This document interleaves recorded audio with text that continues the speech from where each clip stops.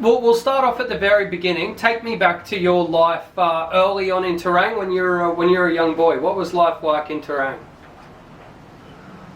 Well, very, very much the old country style.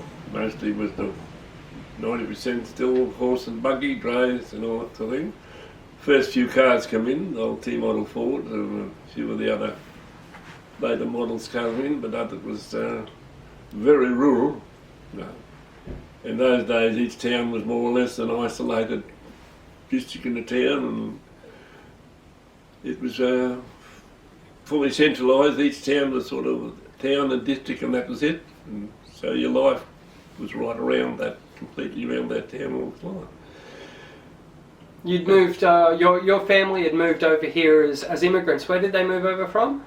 From England. England. Yeah. Tell me what life was like with your mum. Very good, because my father was killed with the black Spanish flu when I was 6 months old. Left my mother with a large family to Terang, so it was pretty tough going. Yeah. How many brothers did you have? Grandfathers before them were all military people, right back into the early days. Where did you do your training after you enlisted? I did some training here at Colac. From then we went on to Puckapunyal, different others. And then I joined the part of the 1st Armoured Division. And we were to go to the Middle East. We were all trained up to go and loaded up by train to go to Perth. And we got to Perth and the Japanese had bombed Pearl up along the Wyndham, Derby and everything else. So that was the end of it going to the Middle East. The Armoured Division was sent up the West Australian coastline there, because that's what, because I thought they were bombing there, that's where the Japanese would invade, but they didn't. They tried to invade the other side. So we were stuck there then, until the Middle East was over. And then, once the Armoured Division was no further use, couldn't take it in Guinea, we were transferred to different units, and I finished up in New Guinea with the sappers. I spent the next 2 years there. Tell me about your experience serving in Papua New Guinea. What could you say? Bloody tough experience. Tough going most of the way. Yeah. We had a lot of work with the being a sapper. You have a lot of work with the field sapper. You have a lot of work with the infantry. As I don't know whether you know, but there's certain divisions in the infantry. There's the divisional engineer that comes along afterwards and fixes up things, makes it. Then there's the engineers that help the infantry, and then there's the sapper that goes with the infantry. And the sapper's role on the beach landing, the sapper's the first on, because he has to take the Bangalore torpedo. That's a great big long piece of equipment, like a torpedo, filled with explosives, and the sappers have got to make that to the beach, it gets through to blow the wire so the infantry can get through. That's the field sapper's job. A lot of people say, oh, the engineers, they don't have much of a role in it, but they are first onto the beach, field sappers, to blow the wire, and not only that, there's mines and all sorts of BB cats. And so we just went on day after day, push forward with the infantry as they pushed forward. We had to keep working with them all the time. So it was just a continuous role to be with the infantry, helping them as they get along. When they come into problems where they couldn't get across streams, we had to make things to help them, all that sort of thing, forge and creek. It was a continuous work with the infantry, What was it like to experience combat? But what was it like to experience combat? I won't use the word. Don't put it in the book, but I reckon if anyone didn't shit their trousers when the first bomb dropped, I'd be surprised. Yeah, it's a strange experience. It's a strange experience. How so? Oh, I think at the the impact on you, like, you know, the sudden blast, the impact on you for a minute, it sort of, sometimes you'll freeze, sometimes you won't, you know, it has a different effect on everybody that's there. I think everyone has a different effect. But once after the first sort of shock, you just, army training comes in and takes over, I think. You train for it. That's what it is. I mean, you automatically take over again. For an instance, you might stop, and again, goes on again. What was your experience like with the Fuzzy Wuzzies? Very, very good. Very good. Very good. Yeah, we had some wonderful young porters. I've got, a matter of fact, unfortunately I haven't got it here. I've got a photograph of the boss boy I call the Lulu Eye. He was the boss boy that used to do all our, carry our gear and tuck it out, you know, all our supplies. His name was Amon. He was a wonderful chap. I haven't got it here, but he was with us, and he used to have his group to help carry all the supplies, and also they were the porters that carried out the wounded or injured, like, you know, they did a lot of work in the Fuzzy Wuzzy. I don't think no one could have lived up there without them, because we couldn't carry our supplies and the ammunition and everything else, because they had to keep all the supplies coming up to it. And then anything that had to be carted out, they used to carry out the wounded on the stretchers and things like that. Without them, I don't think we could have existed in there. No organisation that existed. It's, I think a lot of men could remember the help that they got from the Fuzzy Wuzzy. Did your brothers serve in World War II? Yeah. Jack, he was a sergeant of sapper, and he served in Crete, Middle East, come back. Served in New Guinea once, but unfortunately he was killed in that big explosion that took place up at Wagga in 1945. Matter of fact, he was killed on his birthday. And the other brother, Edward, he was a quartermaster sergeant in supplies. George, the other brother, he was a warrant officer. He served with the 9th Division, just throughout the Middle East, and Tobruk and all that. That's there. Come back and was an instructor then for the later wars, like Vietnam and all that, 50 years. Yeah. They all did their service in one way or another. What were your thoughts when the war was declared to have ended? We was at WEWAC at the time when that declaration was declared. Yeah, it was a bit of a place that was bloody glad it was all over, I suppose. That's about all. You know, when they said it was over, well, we were all glad that no one else was going to get knocked off. Like, you know, it was a sort of. But I didn't come out in New Guinea until about 5 or 6 months after the war. They were there cleaning up and helping around the ports and one thing and another for quite some time after the war. Because you've got to remember, can you imagine how many thousands of bombs are stacked around aerodromes and shells, and all that had to be disposed of. You know, because there was quite a dangerous task. Yeah, it was January, February before I left New Guinea, nearly 6 months after the war was over. Because we had a lot to do with all the cleaning up and repairs. But removing all the explosives was one of the biggest things, stacks and stacks of bombs and all that. I can remember there was a French chap there with us, and we were disposing of all these Japanese bombs, and unscrewed the end of it, and he's sitting there with a little fire going, and he's got the bomb rotating the bomb over the little fire. There wasn't another person within 2,000 yards of it. What it is, when they filled it, often in the Japanese filled it, they filled them, but they're filled with wax inside, like in the cover. So to only get it out, you had to heat it, so the wax would melt to get the whole great big piece of explosive inside the bomb. And that's how they had to deal out, and they had to take the cones off, melt this stuff, and get the high explosive out of it, and dispose of it. So we were a long way away from that when we saw that was happening. But, you know, it's, though the war was over, it was a lot more, still just as dangerous in lots of ways. Basically, minefields, having to find minefields of laid, a lot of that stuff that we had, you know, it was dangerous work still just the same. But we survived, that's it. When you returned to Australia, did you come back to Terang straight away? More or less, yeah. I came back and I was only home about a few weeks. I finished up in Heidelberg Hospital for a while. Down there I wasn't too good.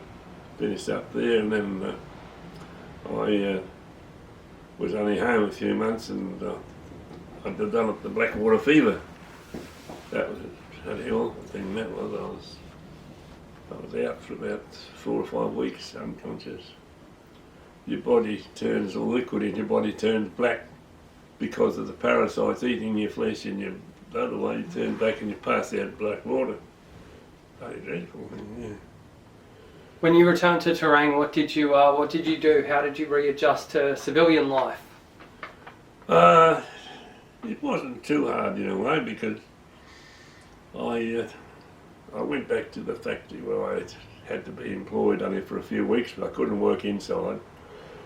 So I took up a position working for a place called Colonel Staunton out here of Terang, a big property out here south of Terang. And he wanted someone to help him around the place and all sorts of jobs because he had one leg was paralysed. He had half the top of his skull knocked out. He was paralysed in one leg and he needed someone around the property to do all the men work what any ordinary other person would do around the house, like, you know, like these have to do it. Quite a lot of work to do around the homestead and something else. And then I finished up, I met up with a girl and married, and then I lived out there for 10 years on it, you know, working out there, looking after the property. That was good. I couldn't go back inside and work again, no. I could never do that. So that was quite good. You ended up working for Hamptonshire as well, from what I understand. Oh, that was later in years, yeah. When I left I stayed with the Staunton family until they died and sold the property, and then the new owners came. I only stayed with them for a short time because there was quite a lot of difference in the people that you worked for. So I accepted a position on the council working on the machine because I'd worked lots of different machinery and I had a lot of qualifications like in front end loaders, I had crane licenses and all those sort of things. I had all those sort of certificates. So I got a job working on the council and I took over the graders doing road work, doing 20 odd years working with the machinery. Did most of the streets in Terang here, reformed them all up. Miles and miles of road out there to be done. We reformed up quite some time. I retired on the Friday night from the Shire as a worker. Saturday morning there was out there and they elected me back as councillor on the Saturday morning. So I had a couple of terms in as a councillor then. It was quite a great experience. How long were you a councillor for? Only 2 terms, well 1.5 terms actually, because when the second term I was on the Hamptonshire and the Kringlewood Shire all joined as one, and that became all one shire. So I didn't. So when they formed that up, I wouldn't have anything more to do with it. I was opposed to the joining up because it was too big, far too big to try and run. You know, when you run machinery from the factory to the Otways, to run them to do a job over here in Terang, 5-hour run with a grader just to do half an hour's work, it was not going to work properly. It never will. Too big. Mm. We had a proper shire where you had your own groups, you had a job. Worked well, but you can get up to a certain size in all these organisations, but then you get too big. You know, I think it's too big. Even today, I think it's too big. Yeah. So I didn't bother anymore after that. I concentrated out here when I bought a farm, and I concentrated out here on raising a few cattle. You know, I bought one property, and then another property, and then another property, and then another property. until I had 7 more properties joined up in one. And yeah, I did that. And until the time came when I lost my family, my wife and my daughter in a couple of years, matter of fact. So it was time to pull the pin on the farm and travel the world. Where did you go to? Here, there, and everywhere. I had 9 trips. 9 trips around. First of all, I wanted to go back to where all the ancestors come from. Like, you know, come from Normandy, in southern France. That's where they originated from. Then they went to England and settled there, and to Scotland, Ireland, America. They went to every country in Australia. They went to every country in the world, I think. So I thought, well, my friend and I, we set off and started off and went back to the old place first, back to Normandy. There's a nice big chateau still there. Chateau. We stayed there. Travelled around France, Switzerland, Germany, Austria. Went to Ireland, Scotland, America. How old were you when you did all this travelling? I understand you're a bit long in the tooth by that time. Yeah, I was getting a bit that way, yeah. No, it was quite a time, yeah. But I did want to go back and find out where all the ancestors come from, and I think, yeah, the original ancestors were born in Normandy, descendants of the Vikings. 1023, Raphael was born, and one that I can descend from, because we've got all the you know, followed through the whole trail right back to where they first settled in Normandy. That was there, and then from there they went with William the Conqueror to England, put foot at the Battle of Hastings. Then William divided England up into the 50 Companions of Valour. They went with him, they were called the 50 Companions of Valour, 59. And they chopped England up into about 50 pieces, and they settled there, and they made their permanent residence then after that. Yeah. Still the old place there. Still a lot of nice buildings there back in England. Go and see it all. 2018 we had a family reunion, world family reunion from around the world. We all gathered there that day, yeah, the old castle site, yeah. That was quite a great day. So, until I was travelling in America, and then I broke my hip, so that was the end of travel. At what stage did you join the Terang RSL? I joined the RSL in 1946, when it was being held in the Mechanics Institute rooms over there. We didn't have this, and we had the Mechanics Institute using the meeting rooms over there in 1946. Yeah, so I joined there as first joined there. This come later on all here. What was the RSL like in the early days? Oh, very formal. There wasn't much. You had the meetings, and then we had Anzac Day and Commemoration Day, just still the same. But once this was set up here by a couple of the First World diggers, they bought this paddock here.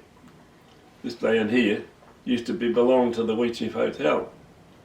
Because my uncle, Bert, he was what they call a hostilier. He used to look after the horses and buggies for the people who used to come and stay at the hotel. And this was the horse paddock here. And then they got later, during the years later after the war, two veterans from the First World War bought this land here. And then, what with all the boys and their help and the effort, was all rebuilt. They built it all out of their own work, like, you know, it was all done up. Yeah, a lot of work went into it. Yeah, so it's what it is today. It's only built up by the members themselves, more or less. Yeah. But great help from the community, there's no doubt about that. The community's been good with us. Yeah. There's been a lot of work in the last, I would say probably the last 10, 15 years. The RSL has really grown significantly here, specifically in Oh, Terang. here? Yeah, but I know other places where they've closed it up. They wouldn't support them, and that's the biggest problem with the RSL in Melbourne. As soon as they got down to 6 or 8 members, they wouldn't help them. They just closed them off. That's why we're still out here, because we've still got the numbers and the finance. And not only that, this is privately owned by the members themselves. This doesn't belong to the RSL headquarters. This is privately owned by the members here. Otherwise, they'd have their nose in on that as well. Like, you know, that's the whole problem when you get this headquarters in Melbourne. They want everything out of it. I know that's been a point of pride for the Terang RSL, that you guys independently own this sub-branch. Yeah. And a lot of the advancement that we've We seen wouldn't has have come it. from We your... wouldn't have it either if it wasn't for the support of the surrounding public. There's no doubt about it. The public has been great. The different organisations have helped us out. Op Shop has helped us out lots of ways, different things too, finance and other things. I think Op Shop might have put a lot of money in for the help with this tram. And we got it. So the community has always been behind us as well. Like, I don't think any organisation, whether it's this organisation or whether it's the Progress clubs or anything else, if you don't have the public with you, you haven't got anything at all. Like, it's public that helps. And we've got a good lot of people, not only here, but it's surrounding district all the way around us. It's all been a great help. And I think one thing else what I like to have seen here is the amount of children from the schools, not only from the little ones, but right up to the adult schools, like, have become involved in sort of work with the charity sort of things with the clubs, and they've become quite helpful to the club. And I think there's people that will carry on after we're all gone. They'll be the people that will carry it on. Yeah. So we're lucky to have that support behind us. Because we're not all here forever, you know. You might be 102 today. Not after I had the crash the other day. I'd make it up the arm, the elbow, and the side. And What'd you crash? yeah, I had to fall in the yard out home. Yeah. Too much gardening, Len. Too much gardening. Might have been that cough syrup I was drinking. We've just had Anzac Day. Tell me your thoughts on Anzac Day. Oh, I don't think we could better it here. For the support too we get here on Anzac Day is a big thing. Like, I was surprised at the number of people here on Anzac Day. Like, and even the dawn service. I don't get to the dawn service, but the crowd that gets in here in the mornings and that, I think it's something that will go on. I don't think it's something that's going to fade out in a day or two or anything like that. I think the public are well behind it here. Yeah. And the services. So unfortunately, we had a bit of a sprinkled rain the day that Anzac was on, but there was quite a big crowd there for a while. And it's great to see the younger generations sort of taken over too. That's something. Because in a lot of places they've died out altogether, like, Anyway, that's something the younger generation will have to do. Look forward to. They're the ones that's carrying on the future, aren't they?